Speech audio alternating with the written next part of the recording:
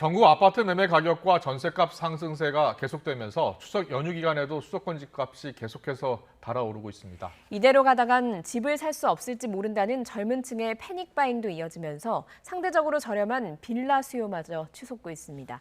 과열되고 있는 부동산 시장 상황과 전망을 윤지혜 부동산 114 연구원과 함께 짚어보겠습니다. 어서 오세요. 어서 오십시오. 네, 안녕하세요. 안녕하세요. 수도권 아파트 가격 최근까지 역대 최고치로 상승을 했는데요. 얼마나 올랐고 또 왜 이렇게 오르고 있는 겁니까? 금주 들어서는 이제 연휴 효과가 있다 보니까 상대적으로 둔화폭을 보이긴 했습니다만 지금의 이제 상승세는 사실 가격 부담감 차원에서 보시면 사실 서울 집값은 굉장히 높은 가격이라는 부분들은 다 인정을 하고 계십니다. 다만 이게 단순히 이제 가격이 높으니까 가격이 하락해야지라고 귀결이 안 되는 부분들은 사실은 수급 요인에서 찾아야 됩니다. 수급 요인에서 찾아야 되는데 신축 공급이 원활하게 된다면 사실 이렇게 수요자가 불안해할 필요가 없죠. 정부도 계속 대책을 내놓고 있잖아요. 네, 맞습니다. 다만 이제 시차가 있다 보니까 그러면 이제 구축에서 이제 매물량들이 좀 나와줘야 되는데 세금 중과 이슈가 있다 보니까 다주택자분들이 매물을 그렇게 많이 내놓지 않죠. 그래서 매물 잠김이라는 현상이 생겼습니다. 그래서 신축과 구축에서 매물이 다 줄다 보니까 여기에서 이제 2030 세대들이 사실상 이분들은 90%가 무주택 가구 구성원입니다. 이분들이 다소 조급하게 매입에 나서다 보니까 보통은 우리가 이제 인구 이제 연령대로 볼 때 20대, 30대는 주축이 될 수가 없습니다. 과거에는 20, 30대가 적극적으로 집을 사지도 못했고 살 수도 없었죠. 네, 맞습니다. 그래서 40대 정도가 되면 이제 내 집 마련에 나서야지 했었는데 지금은 그게 이제 거꾸로 뒤바뀌어 있는 거죠. 그게 무슨 얘기냐면 과도한 수요 초과 국면들을 반증을 하는 겁니다. 한마디로 수요층들이 굉장히 조급하다. 조급하게 매수하는데 매물은 없다. 그러니까 매물이 적은데 수요자가 많이 들어오면 가격은 튀기 마련입니다.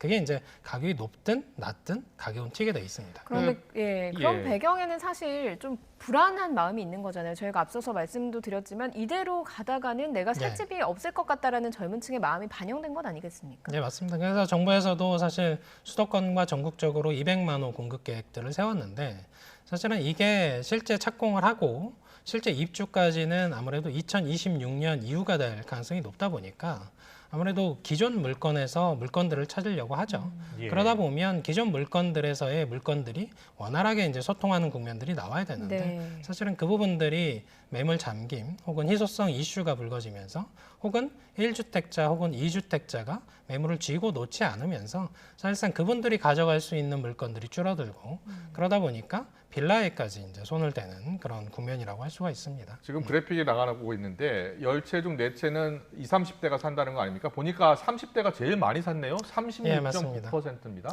그래서 근저에 그 깔려 있는 부분들을 좀 보셔야 되는데 사실 20대, 30대는 이제 사회생활을 막 시작했거나 혹은 시작을 안 했습니다.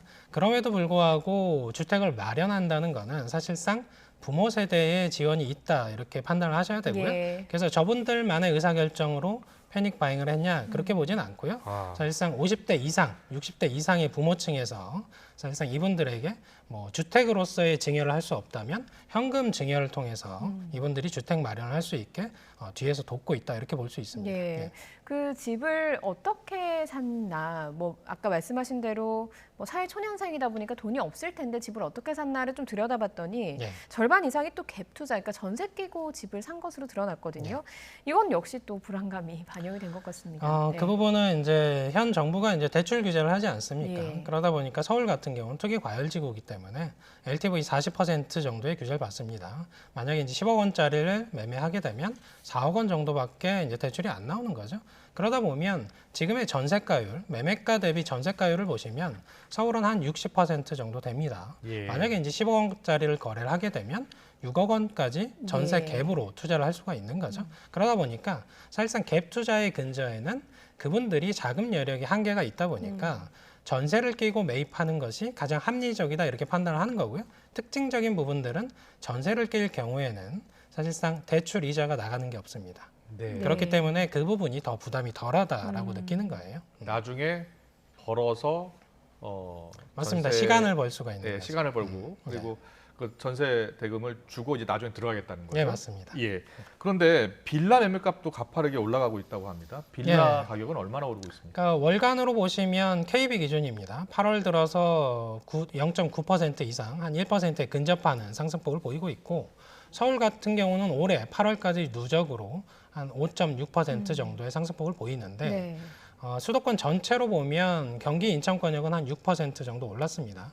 이게 2008년 이후에 거의 한 14년 만에 최고 상승폭이기 때문에 사실상 지금의 이제 거래량으로 보셔도 과거에는 이제 아파트 거래량이 빌라 거래량의 한 2배, 3배 정도 됐다면 지금 9월 들어서는 빌라 거래량이 아파트 대비 한 5배 정도 더 많이 나오는 상황입니다. 그만큼 네. 수요자가 아파트 쪽에서의 가격 부담감을 굉장히 크게 느낄 뿐만 아니라 살 수 있는 매물들이 부족하다 느끼기 때문에 네. 아무래도 그나마 좀 매물이 있고 접근 여력이 좀 있는 그런 가격대의 빌라들로 조금 우회해서 돌아갔다 이렇게 평가를 할 수가 있는 거죠. 그런데 통상적으로 빌라라고 하면 좀 투자하거나 부동산 하락기가 되면 집값이 떨어질 거라는 예측이 많잖아요. 괜찮겠습니까? 빌라는 기본적으로 아파트 대비 환금성이 떨어지는 게 최대 단점입니다. 예. 그리고 환금성이 떨어진다는 얘기는 수요자가 잘 안 들어온다는 거죠. 무슨 얘기냐면 시장이 말씀하신 대로 하락기가 됐을 때 수요자가 덜 들어오는 상품부터 수요자가 빨리 이탈한다 이렇게 평가를 할 수 있기 때문에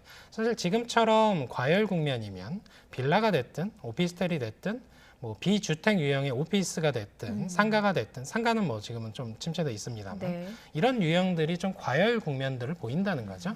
그래서 요 부분들이 사실상 과열 국면, 그러니까 아파트 쪽에서의 과열 국면이 아니었으면 빌라 쪽까지는 사실 거래량이 그렇게 늘지 않았음에도 불구하고 지금 아파트 쪽의 과열 국면들이 전체 그러니까 비아파트 유형까지 퍼져 있다 이렇게 평가를 하는 부분인 거죠. 예.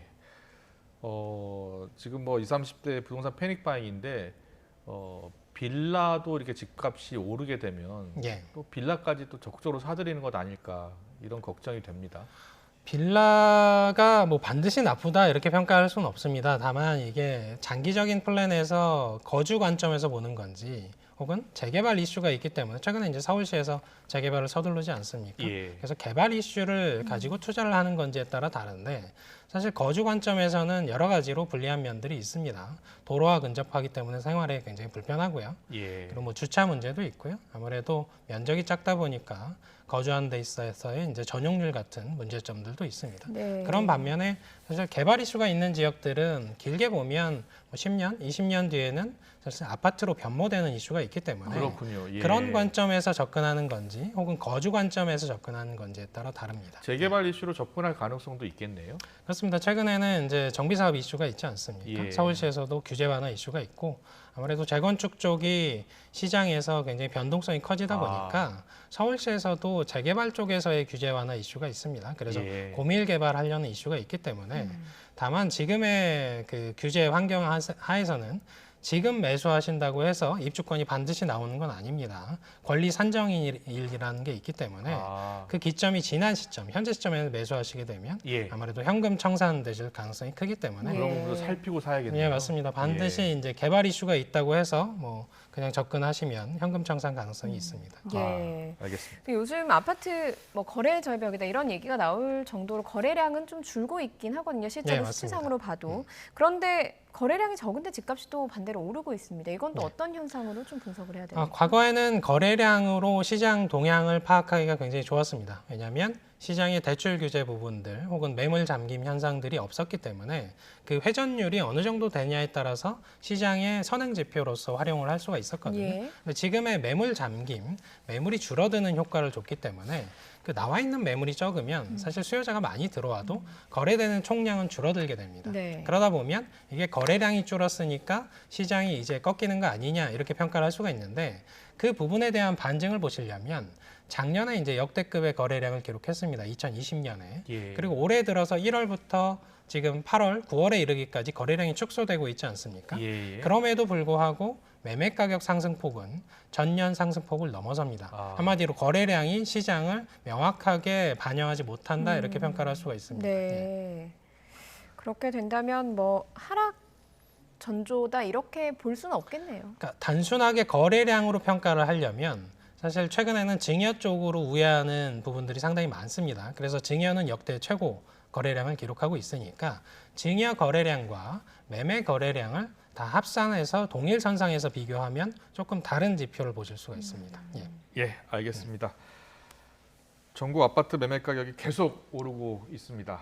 정부가 대책을 내놨는데 이 대책이 좀 효과를 발휘했으면 좋겠습니다. 전문가 입장에서는 언제쯤 효과가 나타날 것 같습니까?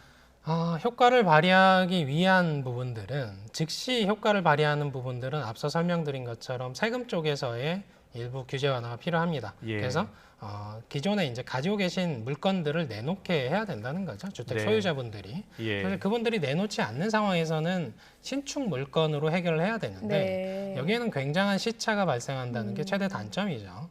그래서 정부는 사실 근 3년, 4년 동안 수요 억제와 관련된 여러 가지 정책들을 추진을 했습니다. 세금과 대출을 통해서죠.